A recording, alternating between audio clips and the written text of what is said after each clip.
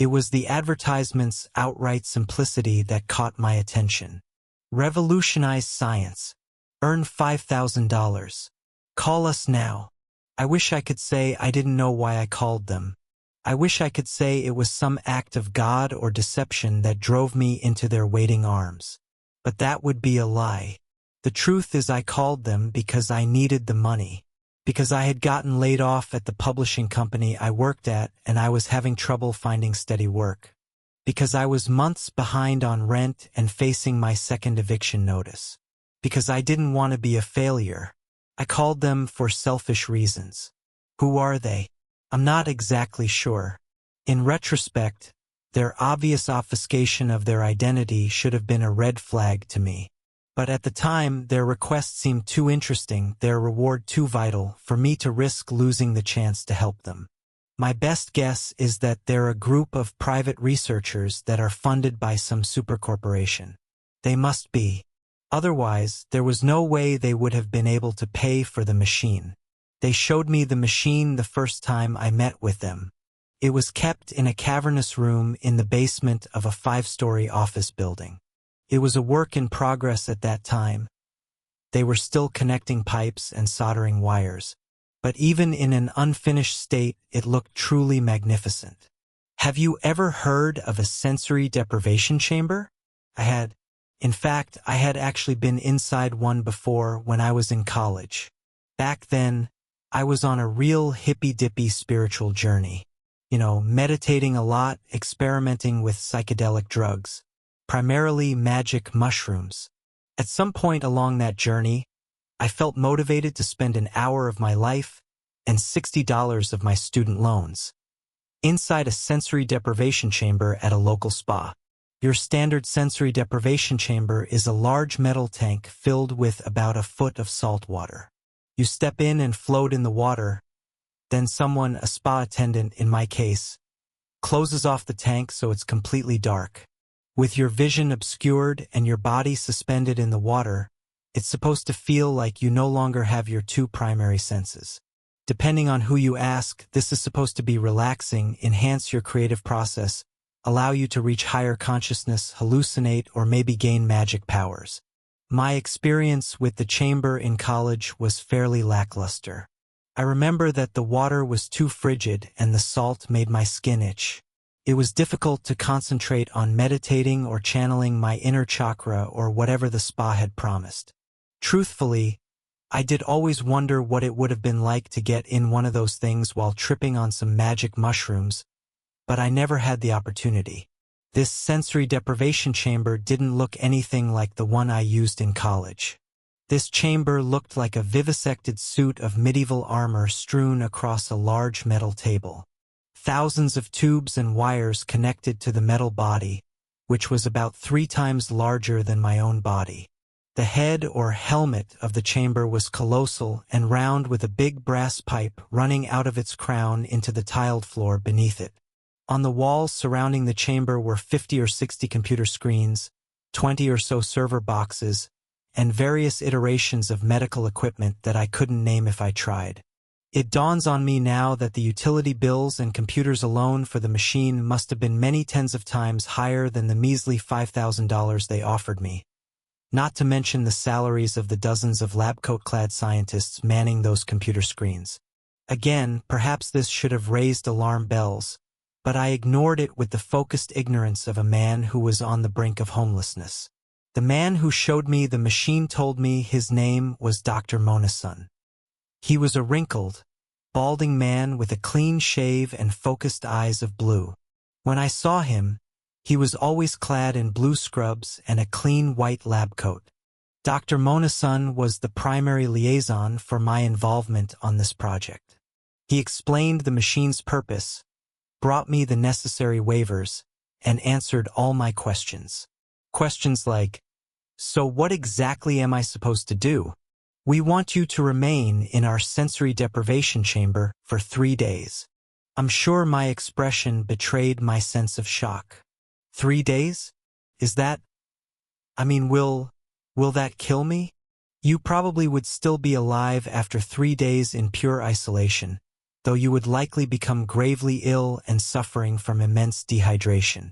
Regardless, the machine will hydrate, feed, and otherwise sustain you during the experiment. So there is no risk of bodily harm. Dr. Monasan went on to explain how the machine worked. In your standard deprivation chamber, the occupant is deprived of their sense of sight, feeling, and, to a lesser extent, hearing. This deprivation, this process of shutting the outside world out from the occupant's mind, decreases the burden on their brain. Thus, the occupant's mind is free to wander more freely, free to think more creatively, to undergo a deeper state of thinking, to meditate, and so on. But there is a problem with standard sensory deprivation chambers. Although the brain is freed from most external stimuli, the visual and auditory, the brain will continue to be burdened by internal stimuli. That is to say that the brain is still very aware of its own carrier, the human body. The brain will still react to the hunger and thirst of the vessel that carries it. It will still process both the need to and the action of urination and defecation. These internal interruptions go on, but the point is that standard sensory deprivation chambers cannot truly be said to deprive the occupant of their senses. This machine is not your standard sensory deprivation chamber. Even a cursory glance at the machine made clear what the doctor meant. The inside of the exoskeleton portion of the machine is lined with a soft rubber that will acclimate to maintain the exact temperature of human skin. The tubes and wires control and regulate a wide variety of bodily functions. Through these tubes, the body is automatically fed and hydrated. The unsavory functions of the body are handled with a catheter and another series of tubes. A respirator automates breathing and regulates saliva production. Even the body's natural sense of touch is completely removed while in the machine. This forecord injects a numbing solution into the bloodstream that completely shuts off all feeling. The numbing agent is the most critical asset of our sensory deprivation process. The list went on and on. It became clear that they had truly accounted for everything. Even for me, I was one of hundreds of applicants to be part of the experiment. For the first time in my life, I was the first-round draft pick. The scientists explained to me that I had been chosen for 3 reasons. Number 1. I had no prior history of mental or physical illness that would make my experience in the chamber subject to intervening variables. Their words, not mine. Number 2. My height and weight were close matches for the machine's original shape. Although the legs will have to be lengthened ever so slightly, you are by far the closest match to our initial design. And number 3, the most critical. There was nothing happening outside of that chamber that would lead to an early termination of the experiment. I had no significant other, no job, no living family members, not even a houseplant to take care of. They could breathe easy knowing that I would remain peacefully within their contraption for the entire length of the experiment. Number 3 was important to the scientists. They had specifically designed the machine to allow for 3 full days of isolation. If the machine's process had to be interrupted early, it would take them a month to reset the machine and run the experiment again. Unfortunately, reason number 3 also meant there was nobody to come looking for me. The intake process was long and detailed. I signed what felt like hundreds of liability waivers. I listened to warning after warning about the potential side effects. Although it is apparent that you have a clean bill of health, you should be aware the isolation process may be taxing on you. Our preliminary research suggests that dissociation, audio and visual hallucinations, depression, time dilation, anxiety, suicidal thoughts, and other neuroses are potential effects. However, we believe such effects to be unlikely. They had given me several weeks to prepare for the experiment. My only requirement during that time was that I didn't substantially change my body weight or somehow develop bipolar disorder. Somehow I managed. I spent those few weeks living normally, watching movies, applying for jobs, getting rejected for those jobs, and reading a few books. When the day came, I was nervous despite Dr. Monasan's efforts to prepare me. The process will come in stages. At first, you may endure a mild state of stress. We anticipate that soon after, you will drift into a moderate state of euphoria for the remainder of the process. You will be signaled a few minutes before the experiment is over by a short audio cue. This way, you will emerge from your state of sensory deprivation slowly and be able to reacclimate without any risk of shock. He played the audio cue for me, which was a short musical clip of bells ringing. Then, with little ceremony or deliberation, I was asked to remove my clothing and climb inside the machine. As I lay down inside the exoskeleton, I felt the warm rubber against my bare skin. Even with the chamber still open, I was confined on all sides by the metal shell of the machine. Slowly, the researchers began to attach a score of medical devices to my body. I felt strangely calm through every prick of an and uncomfortable insertion of a tube. But, as a respirator was placed on my face, I began to feel a foreboding sense of unease. As I felt my body being constricted and held in place, a single thought filled my mind. Oh God, what have I done? The researchers pushed the helmet of the exoskeleton inward on either side of my head, sealing off my ears. The world went quiet. A bead of sweat began to trickle down my sides. Then I heard a voice, seemingly broadcast from inside my own head. Hello, this is Dr. Mona-san. I am speaking to you via a small speaker contained within the helmet of the exoskeleton. Your vital signs indicate that you are beginning to panic. This is to be expected. Please do your best to relax while we finish preparing you. I promise that the process will become pleasurable soon enough. Somehow telling me to relax just made me more anxious. Before I could react, I felt the machine close around my body. Already the numbing agent that was being piped into my bloodstream was starting to take away control of my extremities. I tried to push against the machine but found that my arms wouldn't budge. I tried to scream but the respirator held my tongue firmly in place. I was unable to move, unable to do anything. Except watch.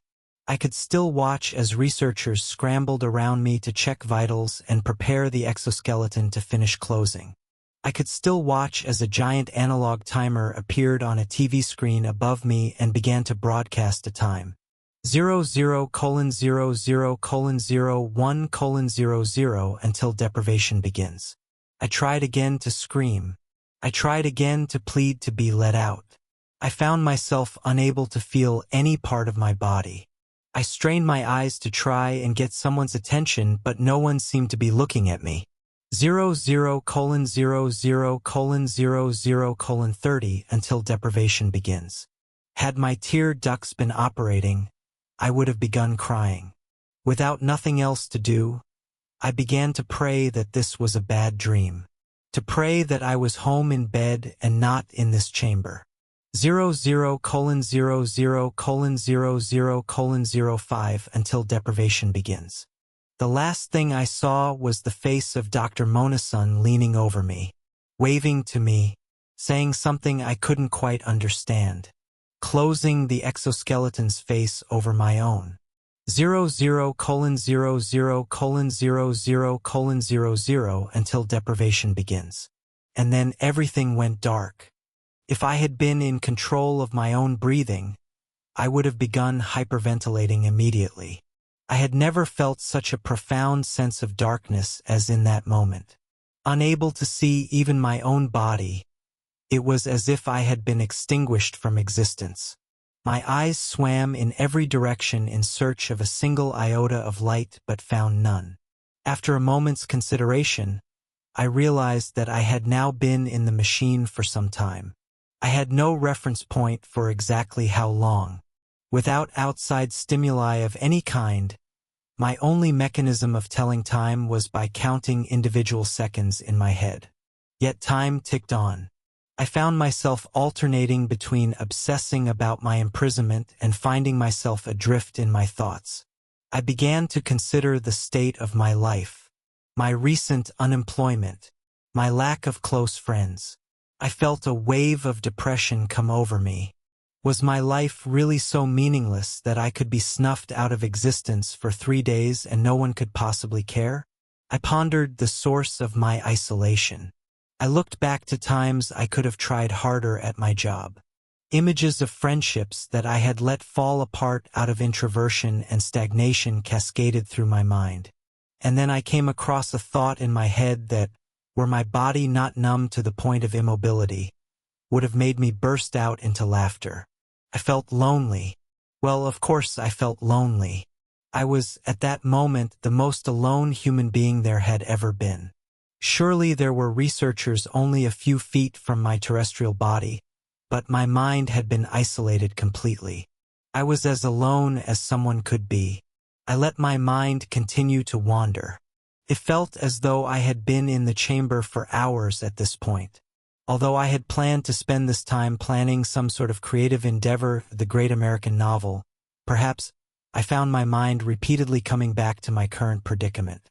Obsessively, I thought about my body and the container that currently housed it. The numbing medicine must have been truly quite something. I couldn't feel the slightest wisp of breath passing through my nasal cavities or the rumble of my stomach. It was then that a pair of intertwining thoughts collided in my mind. Could I be dead? No, of course not. That would be ridiculous. I knew how I had ended up here. I knew that I had signed up to engage in an experiment that would put me in this exact predicament. But I must admit, I no longer felt very alive. Without my body or the surrounding world as a reference point, it felt as though I had no assurance that I still existed. My thoughts began dueling with one another. Surely I'm not dead. This is exactly what the experiment was supposed to do. If you're not dead, then why can't you feel anything?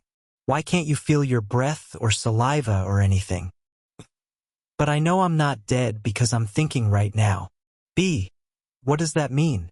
I think therefore I am. I think therefore I am. A smarter man could have told you who said that. But I was left with just that proclamation, from an unknown source, as the only assurance that I was alive. As long as I was thinking, I was still alive. I began to picture myself floating through a void in space. The image was clear in front of my eyes. My body lay flat, my arms stiff, as I rocketed past stars and unfamiliar planets. I watched my body weave past asteroids and through planetary rings. I felt the warmth of the sun on my body and the cold ice of the frozen planets on my skin. Except I didn't really feel those things. I had to remind myself of that. I was starting to imagine feelings that weren't really there. I wasn't sure how much I should try to avoid these feelings or just embrace them for the duration of the experiment. Just another question to ponder, I suppose. There came a time when I realized that I had been in sensory deprivation for a long time. Since I had not been counting, it was impossible to know how long. Felt like it had been days already. Had it been days already? That was a worrying thought. In a timeless void, 3 days stretched on like an endless millennium. They had assured me that I would only be inside the machine for 3 days. But how could I know for sure? Once I was inside, I had no way of getting out. They could keep me for as long as they wanted to. Maybe that was their plan all along. How could they get away with that? Who knows what all those liability waivers I signed said. I stopped reading them after the third or fourth one. Maybe I agreed to this. You're being crazy. I don't know if I'm being crazy or not. I don't know how long I've been in here. So count. That was right. I had one way to tell how long I had been inside the machine. Counting. 1, 2, 3, 4, 5, and on and on. I counted to 60. That was a minute. And then I counted another minute. And another and another and another.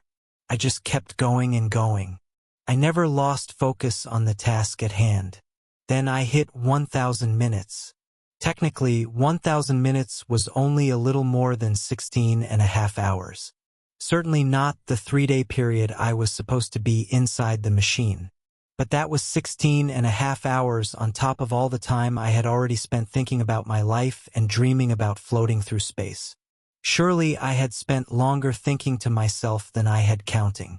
I tried to guess how long I had been in the machine. Felt like it had been more than 3 days. I just kept trying to tell myself that I would be let out of the machine soon. I let my mind drift off again. My body was once again floating through space. I watched it drift farther and farther out into an endless void of darkness. The planets and suns shrunk into oblivion until I was truly, deeply alone. In the black abyss, a creeping feeling of cold began to set in. Its biting sting spread up my legs and torso to my face. My naked skin turned a pale blue and begun to harden into a crystalline husk. As my body drifted farther into darkness, I watched the surface of my stomach crack and chip. Slowly, chunks of my body began to break off and float into the darkness. With each expelled scrap of flesh, a new wave of pain cascaded through my body. I found myself trying to grab onto my frozen body and put it back together, but my arms and legs were so cold that I could not budge. I tried to scream, but my tongue had swelled so large that it filled my crumbling, frigid mouth. All at once, my body exploded into an array of jagged, bloody shards of ice. The pain was indescribable. Then I was, again, alone in the darkness, bodiless, without lungs to expel the panicked breaths I was so desperate to create. I had to keep telling myself, it wasn't real. I'm still alive. My body is still here somewhere. But God, didn't it feel real? But it wasn't real. A real or not, didn't it hurt? Yes. Are you scared? Yes. Wait, do you hear that? I listened through ears that were a million miles away. A voice, not mine own, burst into my head. Its bristly accent was familiar. Hello, this is Dr. Monasun. I'm contacting you again via the small speakers contained within the helmet of the exoskeleton. I am proud to announce that you have successfully completed 3 days within the machine. I felt my alarm melt quickly into relief. I tried to smile to little avail. At this juncture, we would like to update you as to the status of our experiment. The data we're getting from your brain scans is proving incredibly useful. The medical implications are numerous. We have contacted our institutional review board and obtained permission to extend the experiment indefinitely. This is, of course, in accordance with the liability waivers that you've signed previously. The machine should be able to keep you alive for a few more weeks until your body becomes unable to support it any further. Do not worry, $5,000 will nonetheless be credited into your account. Thank you for your contribution. Your sacrifice will save lives. I tried to scream. I tried to flail my arms in protest and push back against the doctor's words, but my screams were silent and my arms no longer part of me. I felt a deep, echoing hole of dread grow inside me. Yet I would never truly feel anything again. I would die in this chamber. It would take days. And those days would feel like months. And those months would be torture. I again saw myself floating in an immeasurable darkness. There were no stars or planets. There was only my body, unequivocally alone, arguably alive, but inevitably dead. I stopped counting the seconds and just let myself float. My mind wandered again, this time for much longer. I dreamt of my childhood and of a future I would never get to lead. I made an imaginary bucket list and felt remorse for the boxes I had not yet checked.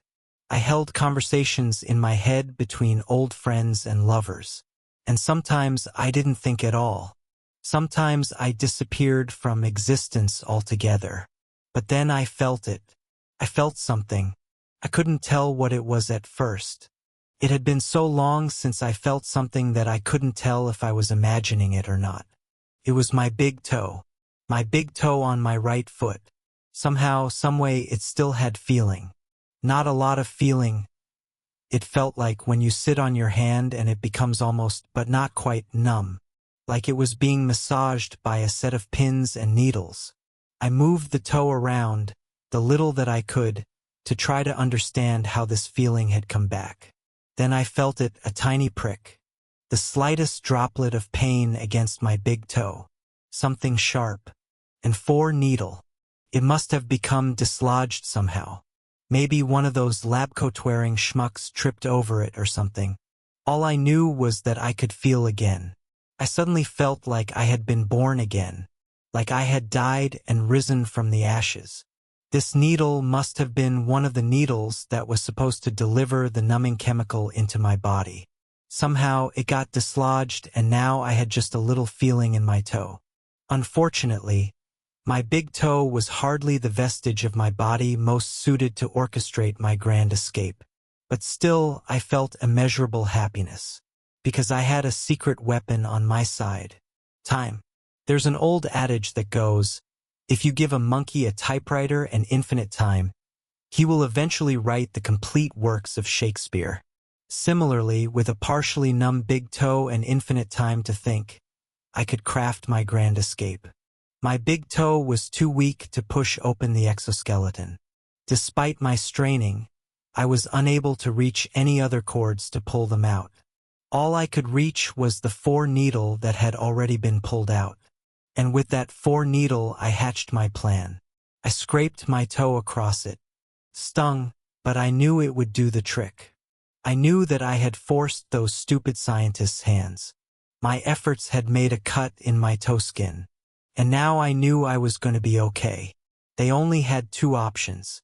Let me bleed out, in which case I would at least be free from this hell, or let me out of the chamber, at least long enough to reattach the 4. Either way, my plan was foolproof.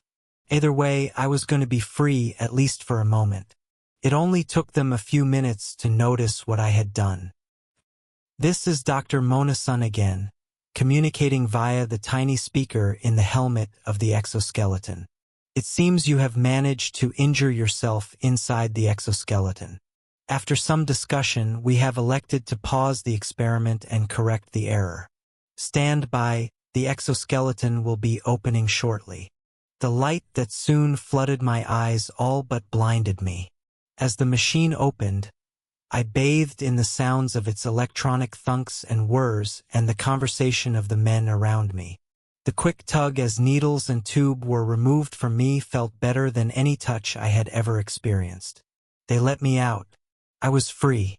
My body was numb for hours. The medicine prevented me from making any movements at all. During that time, the scientists left me in the exoskeleton as they went over data and bandaged my big toe. I tried to listen to everything they were saying but found myself unable to concentrate. The bright lights above me burned my eyes, which had grown accustomed to perfect darkness. As the drugs slowly left my body, a dull ache developed in my joints. After a while, my body was hauled out of the exoskeleton by a team of the lab coats. I felt a dressing gown slip on over my head. I was plopped into a wheelchair. Still unable to move, I listened to the roll of metal wheels as they pushed that chair deeper and deeper into their lab. Explain again about when you were floating through space. What was the sensation like? Please let me go. I can't. You know that. The data we were getting from you is too important. Lives are at stake. And besides that, we can't risk you going to the police. You will be going back in the machine. This conversation had been going on for about an hour in the tiny interrogation room set up somewhere in the research group's massive underground lab. Although I had regained enough feeling to speak, I still found movement quite difficult. It was clear that as soon as I outlived my usefulness to the lab coats, I was going to be placed back inside the machine until my bodily demise. The data that the scientists had gained so far was so useful that they had no problem holding me against my will. As I sat in that tiny metal room, tied to cold folding chair, clad only in a thin dressing gown, I considered my fate. For $5,000 I had sold away the rest of my life. My only respite now was that I could delay going back in the machine for as long as I resisted Dr. Monison's questioning. But I knew I was just delaying the inevitable. I stared down at my big toe, now wrapped in a bandage. Somehow it had not dawned on me that, even if I got out of the machine, the scientists were unlikely to let me out of the building alive. Not after they decided to imprison me until I died. Anyway, what if I don't answer the questions? The data we intend to receive from those questions is critical and could save lives. But if we cannot elicit it, then the information received from the exoskeleton will be sufficient. If you won't answer, we will return you to the machine now. So it didn't matter. I was already doomed. I might as well delay for as long as I could. Fine. Ask me what you want to ask me. I answered hundreds of questions, most of them multiple times. Took hours. The scientists barely listened to my words. There was a recorder placed in the room with me. I'm sure someone would dig through my answers later. But for now, the conversation seemed to be mostly for posterity's sake. At some point, though, I realized something. The drugs had completely left my body. I could theoretically move again. For now, I was tied to a chair. But they couldn't keep me tied up if they wanted me to go back into the machine. And from that thought, I came up with a plan. I knew I would only have a few seconds. I knew I couldn't run immediately, or they would catch me. I would have to convince them I was resigned to my fate. When the questioning concluded, I found myself being hauled back into the chamber containing the exoskeleton. Perhaps assuming that I would flee otherwise, the scientists kept me tied up during transit. But the ties came off when it was time to put me in the machine. They stripped off my nightgown and lifted me inside the machine.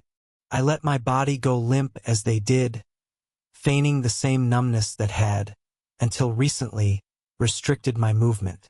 As I laid down in the rubber interior of the exoskeleton, Dr. Monison spoke to me through a loudspeaker in the ceiling. I am sorry we have to part again. Your answers will be invaluable for future research. I know it may seem now like we are villains, but the research we're obtaining is invaluable. It will save lives someday. You are doing a valuable service to the world. As his speech ended, his researchers again approached to fill my body with needles and tubes. I was eager to make my escape, but I held tight. They would have to believe I was unable to move. I felt pinpricks in my right arm. I was already being loaded up with the numbing agent. My time was going to be short. As some of the lab coats approached me on my left side to insert another 4, I launched myself upward so I was standing inside the machine. Surprised by my sudden motion, the scientists on my left recoiled. I felt a sharp pain in my right arm as the IVs and tubes held tight against the strain of my sudden motion. The room exploded into panic. Men rushed at me from all sides. I felt my body moving as if on its own volition. My left arm reached towards my right and ripped a series of cords and needles out of my body. Blood sprayed onto the machine. My right arm fell loosely to my side. I propelled myself out of the machine and onto the floor, naked as the day I was born. The numbing agent had disabled my right arm, but most of my body was fine. I sprinted towards the door through which I had entered the lab, what now seemed like a millennium ago. I did not dare turn back to see if I was being chased. All I could do was run. As I pushed the door open, I saw a long hallway that led to a set of alternating staircases. Staircases that I had walked up and down several times while preparing for the experiment. Stairs that I had always assumed I would one day walk up for the last time. I pushed my body as hard as I could. I ran with my right arm dangling limp beside me until I reached the stairs. Behind me, the angered yells of men and the thud of their footsteps remained consistent. I knew that if they caught me, it was game over. When I reached the stairs, I practically jumped up the entire first flight. As I turned to climb the next flight, I saw that only 2 men had kept pace with me. Suddenly, I was filled with hope. Perhaps I could outrun them all. Then I would go to the police and get the chance to put this whole operation under the microscope. As soon as I got to the top of that second flight of stairs and through the exit doors, I would be free. My hopes were dashed as soon as I reached the top of the stairs. At least 15 men guarded the building's exit. Clearly my escape had been a contingency for which the facility was prepared. As the men approached behind me and in front of me, I knew there was only one way I could go. The alternating staircases continued past the first floor, all the way up to the roof. I kept running, staircase after staircase, my aching body protesting each step, my dead arm banging against stair railings and walls as I made my way up those stairs. The sounds of angry men filling my ears as I took step after step after step. Soon I was on the last staircase. A ladder, hanging from the ceiling, led up to a hatch on the roof of the building. This was it. I was going to see the outside world again. I didn't know where I was going to go once I got up there, but I knew I was free. I jumped onto the ladder and pulled myself up, about 6 feet into the air. When I reached the top, I pushed on the hatch. It was heavy and barely budged. I strained against the hatch for a moment, then felt a tight grip on my ankle. One of the men had caught up. He had wrapped his cold hand around my leg and was beginning to yank me off the ladder. I turned slightly and saw it was Dr. Monasun. His eyes were red and as large as saucers. It was like looking into the eyes of the devil himself. I reacted purely out of instinct. My grip on the ladder tightened and I swung my free foot at the doctor's face. As my heel collided with his jaw, sending teeth and blood flying in all directions, I couldn't help but smile at the feeling. It hurt like you wouldn't believe, but it felt damned good to feel something. Dr. Monasun relaxed his grip. I pushed upwards again and the hatch gave way. I clambered upwards onto the flat roof of the building. A thin layer of gravel covered the rooftop. The sharp stones poked at my bare feet, but I kept moving. I ran to the edge of the roof and looked out into the city. A beautiful horizon of skyscrapers and stars filled my view. I felt the cold breeze against my bare skin. The voices of the men behind me barely registered as I climbed onto the edge of the roof. I must have been a sight to the people walking by on the sidewalk below. A naked man standing on the edge of a building staring at the horizon as if he had never seen one before. Please come down from there. You don't have to go back in the machine.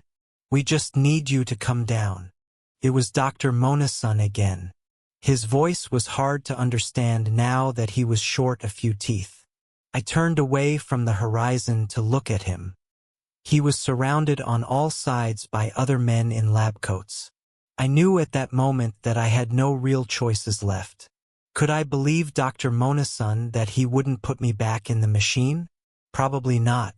But I had no chance to escape at this point. There were too many of them for me to get away. Just as one of the researchers reached out to grab me, I took a step backward. As my body tumbled down to the earth below, I found myself laughing. It was just like when I was in the machine. My body was floating once again. The cold air numbed my body and, once again, I couldn't feel a thing. Just before I struck the ground, I heard the sound of church bells ringing out. Hallelujah! I figured I must be on my way to heaven. No heaven came.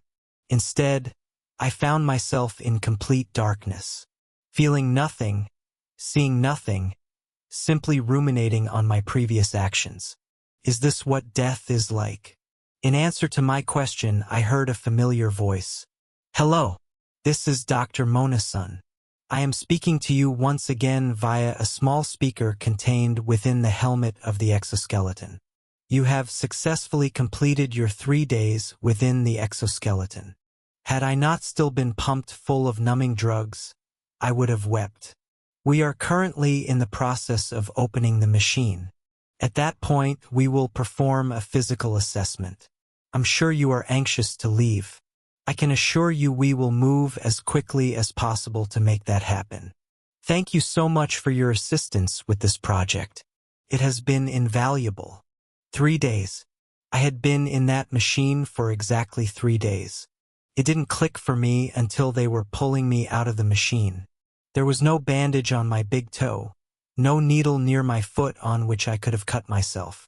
The facility was nothing but accommodating in the hours after the experiment terminated.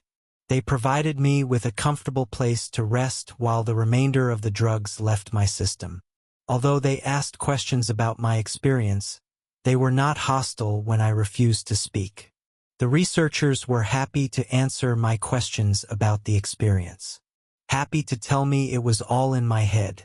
In the days following the experiment, Dr. Monasun made sure that I was provided with any mental health resources that I requested. He connected me with a therapist that I have been seeing for several weeks. The therapist has prescribed me an antidepressant, which I take twice a day. I have returned to my normal life. My rent is paid. I'm seeing someone new. I got a new job at another book publishing company. It's like all my fantasies have come true. But no matter how long I talk to the therapist and no matter how many pills I take, I can't get the machine out of my head. I can't stop thinking about how those 3 days seem to extend indefinitely. But you're out of the machine. Your 3 days are up. B. Yes, but what? B. I was out of the machine once before. But that wasn't real. B. But it felt real. Does this feel real? B. I don't know anymore. Could 3 days feel even longer? Could I imagine a therapist, a job, a better life? I don't know. Sometimes I close my eyes and I become too afraid to open them, because I'm worried that when I do, I will see only darkness. I'm scared I will find myself still floating, motionless, amongst those imaginary stars.